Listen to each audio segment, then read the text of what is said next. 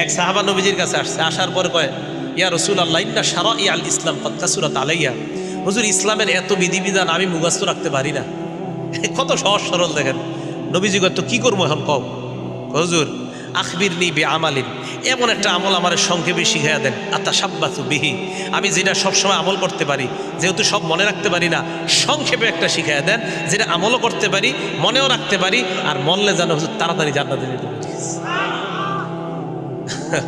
নবী সাল্লাল্লাহু আলাইহি সাল্লাম কয়, লা ইয়াজালু লিসানুকা রাতাবাম মিন যিকরিল্লাহ, তোমার এই জিহ্বাটা সর্বদা যেন আল্লাহর জিকিরে তরু তাজা হয়ে যায়। জিহ্বাটা সর্বদা আল্লাহর জিকির দ্বারা ভিজিয়ে রাখবা, আল্লাহর জিকির দ্বারা সিদ্ধ রাখবা, মরবা আর আল্লাহর জান্নাতে প্রবেশ করবা।